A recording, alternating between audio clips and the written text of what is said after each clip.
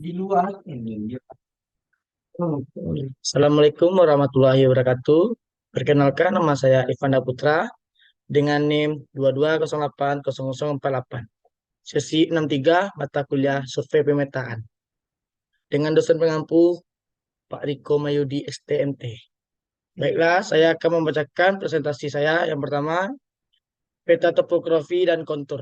Peta kontur adalah peta yang menggambarkan tinggi dan rendahnya bentuk permukaan bumi menggunakan garis kontur elevasi. Garis kontur elevasi sendiri memiliki arti sebagai garis yang kaya yang menghubungkan titik-titik yang memiliki ketinggian yang sama dari permukaan tanah dan berkesinambungan satu sama lain. Peta topografi merupakan satu dari beberapa jenis peta berskala besar yang dibuat manusia dan biasanya berisi gambar tentang ketinggian garis, gunung, sungai, danau, laut, lembah, dataran tinggi, dataran rendah, lereng, dasar laut, dan sebagainya. Biasanya peta topografi memiliki 1:5.000 hingga 1:250.000.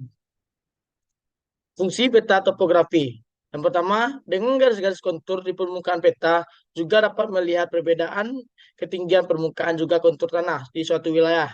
Kedua, peta topografi memperlihatkan kontur suatu wilayah seperti ketinggian kontur sampai tingkat vegetasi dan objek-objek yang dibangun manusia. Tiga, peta topografi bisa menjadi alat navigasi yang memberikan informasi tentang lokasi, jarak antara pemukiman, rute, dan jalan keberadaan, sungai, danau, dasar laut, dan sebagainya. Empat, peta topografi bisa menjadi pedoman saat merencanakan tata-tata guna lahan pembangunan. Next, ciri-ciri peta topografi. Satu, peta topografi tidak menggunakan banyak warna, hanya warna putih sebagai latar belakang dan coklat atau kuning untuk setiap garis konturnya. Dua, peta topografi menggunakan skala besar dalam petanya. Tiga, peta topografi memiliki garis kontur yang tidak dimiliki peta jenis lainnya. Empat, peta topografi memberikan informasi tentang ketinggian tanah, kedalaman lautan, dan keadaan tanah. Lima, memberikan kemudahan dan perhitungan ketinggian karena setiap jeda garis kontur mewakili angka tertentu. Enam, peta topografi menyajikan gambaran relief hidrografi. Peta topografi tidak memiliki legenda peta. Next, data yang diambil saat melakukan pengukuran. Yang pertama, benang atas, benang tengah, benang bawah, dan tinggi alat. Serta mencari sudut azimut. Cara membaca peta topografi. Yang pertama, garis coklat menggambarkan kontur suatu wilayah. Yang kedua, garis biru menggambarkan fitur hidrologi seperti sungai, danau, kedalaman laut, dan irigasi.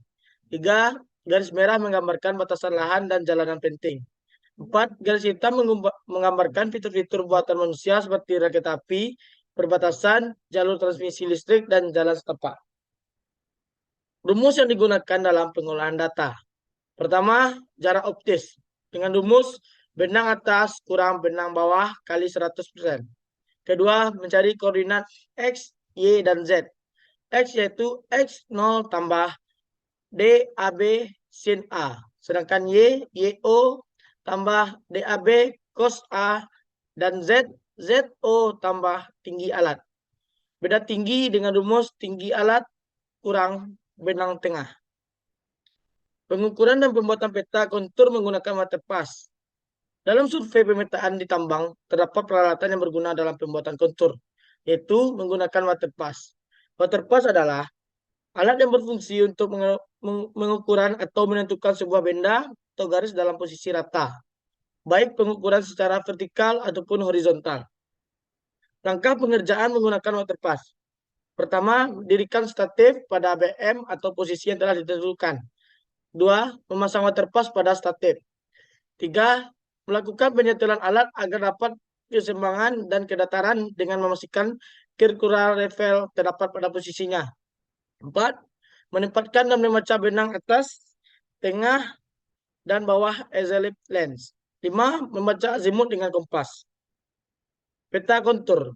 Peta kontur adalah peta yang menggambarkan ketinggian permukaan bumi. Peta kontur dibuat dengan mengambil citra permukaan bumi dari pesawat udara dan satelit. Proses pencitraan akan menghasilkan sebuah gambar permukaan bumi dengan warna-warna yang menunjukkan ketinggian tiap permukaan bumi yang dicitrakan. Gambar berwarna tersebut kemudian diolah dengan permukaan bumi yang memiliki ketinggian yang sama.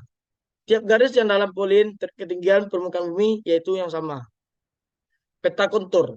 Garis ketinggian mempunyai karakteristik berikut. Pertama, garis yang rendah dikelilingi garis yang tinggi. Garis yang tidak akan berpotongan dan bercabang. Pada daerah yang landau, garis pembatas akan berjauhan, begitu juga sebaliknya. Untuk daerah khusus, tebing, kawah, atau jurang, garis ketinggian digambarkan khusus pula. Metode dalam pengambilan data. Kita menggunakan dua metode. Yang pertama, metode keliling.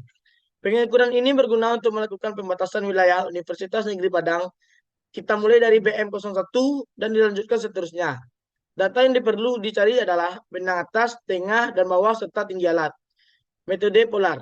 Metode polar adalah pengukuran bidang dengan mengambil data jarak triangulasi dan sudut setiap patok guna mendapatkan luas bidang tersebut. Pusat metode ini adalah efisien dari waktu. Analisis data. Rumus jarak optis yaitu batas atas kurang batas bawah kali 100. Jarak optis ini dikali dengan azimut, sin untuk koordinat X, dan cos untuk koordinat Y. Lalu ditambahkan dengan koordinat tempat alat berada, dan itulah koordinat dari titik yang dibidik, atau juga bisa dirumuskan dengan koordinat X, jarak optis kali sin A sama dengan X, I. Koordinat Y, jarak optis kali cos A sama dengan YI. Berbeda dengan Z. Dengan tinggi alat kurang benang tengah dalam tutup kurung koordinat awal. Ini pengolahan data.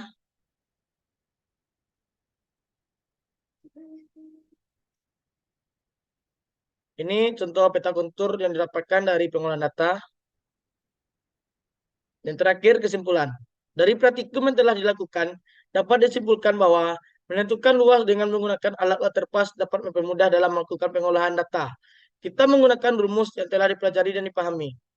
Kesulitan dalam melaksanakan praktikum ini, banyaknya hambatan atau halangan dari aktivitas orang sekitar, ditambah cuaca yang sulit diprediksi. Habis. Nah, baiklah, itulah hasil penyampaian presentasi praktikum survei pemetaan saya. Saya ucapkan terima kasih. Assalamualaikum warahmatullahi wabarakatuh. Matinya bicara.